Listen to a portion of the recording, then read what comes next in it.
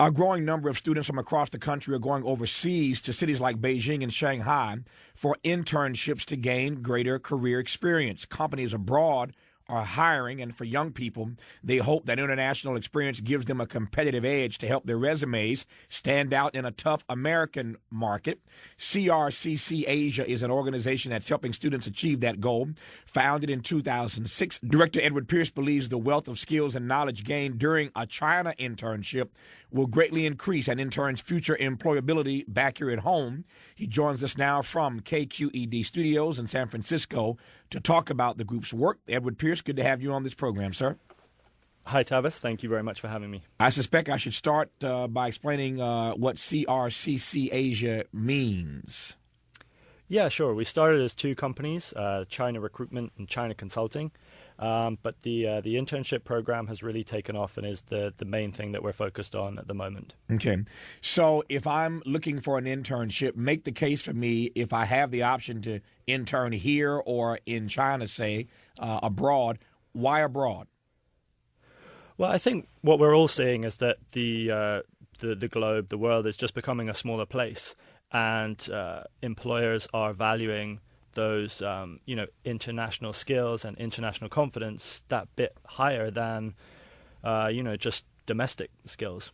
So by being abroad, you just get that exposure to a whole different culture, different business settings, and by doing an internship and doing well at it, you can prove that to your next employer, whether you're going to hang around in China or whether you're going to come back to the U.S. Are interns being appreciated and valued these days, or are they being exploited given that the economy is so tight and people are looking for help in the office space? I think the CRCC Asia programs in China do benefit from the fact that it's taking let's say a Westerner and putting them in Chinese work environment, because they're not asked to do photocopying. They're not asked to go and make tea. They are often sort of brought along to meetings. They get to go to, business dinners and talk to clients. So I wouldn't really be able to comment on interns here in the US, but I would say that out in China or abroad, you're a bit less likely to do the really dull jobs. Mm-hmm. I'm looking at your numbers, and these numbers are doubling in some places over a period of a year or two. These numbers are doubling with regard to the numbers of interns that you are placing in China. Why are these numbers growing so quickly? I think it's a combination of factors. Primarily, China is the place to be. It is developing. It's keeping a good growth rate, and students from the US, from Canada, from UK are seeing that strength and are saying, I want to go and find out what's going on. Yeah. And it's just becoming a bit more normal. We started off 250 back in 2009, 2010 was 500, and 2011 last year was 1,000. And it's a pretty clear trend. Mm-hmm. What kind of orientation do you put students through with regard to the way things are done in China? I spent a good amount of time there. And if you stay there for any length of time, you need to understand, like any other country, the rules of the game, what you can and cannot do, where you can and cannot go, what you can and cannot say, particularly vis-a-vis the Internet. So what kind of orientation these students get to make sure they don't get in trouble in China? Oh, absolutely. That's a really essential part of our program. All the programs start on the Thursday. Students arrive in China, and then basically the whole of Friday is devoted to getting them up to scratch with Chinese business culture, how not to offend their boss, what they can and can't do, and some of the important, laws of the People's Republic of China. It's mostly about business culture. It's things like, the importance of a business card. Don't get it, fold it up, tear it, or something like that, because your supervisor is going to get pretty offended. When you're eating, you got to make up a sort of an excuse like, oh, my digestive system can't handle that sea cucumber. You can't just say, I don't like that. That looks disgusting. You're right, though. It's a game, though. You've got to just know how to play it. No, very good advice. Very good advice. Are these paid internships, or is the pay the experience you get? The pay is the experience they get. I mean, some companies will, operate differently than others, but most of them start out as unpaid. it's quite a risk for a Chinese company just to take on an untested American grad and say, are you going to add value to my business at all, or am I going to be babysitting you for the next month?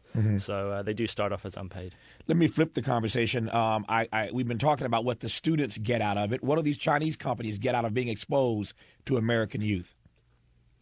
So I think for most of them, they see it as the first stage of internationalizing their companies. Most of them don't have lots of foreign employees there. So to take on an intern is a first stage in saying, maybe next year I'm going to consider a middle manager who maybe comes with a more expensive expat package and needs, some international flights, etc. But at least I know that an international staff member can get on in my team, isn't going to cause any big problems culture-wise. For most of them, it's a trial like that. Also, as companies in China internationalize themselves, they're interested in tapping into any resources they can get just to tell them how things function abroad.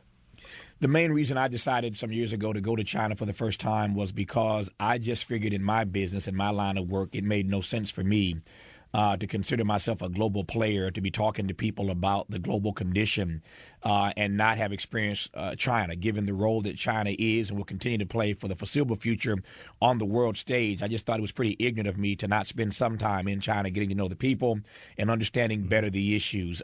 Is that the same for anyone who wants to succeed in business these days, that you're hurting yourself by not understanding or at least spending some time in China?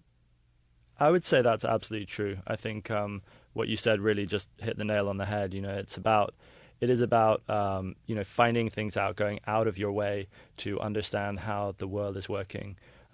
We get a lot of exposure here in the US and in Europe to other cultures, whether it's Hispanic culture or, French, whatever. We just get it as part of what we see in our daily lives, holidays, travel, talking to family. However, for most people, China is that bit more foreign. It's that bit further away and harder to get to. So the idea of, programs like ours is to facilitate that and allow people to actually find out stuff that they're going to need to use in their later life. Edward Pearce is director of CRCC Asia. To learn more about their work and their program, hit our website at tavistalks.com, and we, of course, will get you linked up to them. Edward, good to have you on the program, and all the best, and congratulations on the success so far. Thank you very much, Tavis. I hope to catch up with you in China next time. I hope so. Let's hang out. All right.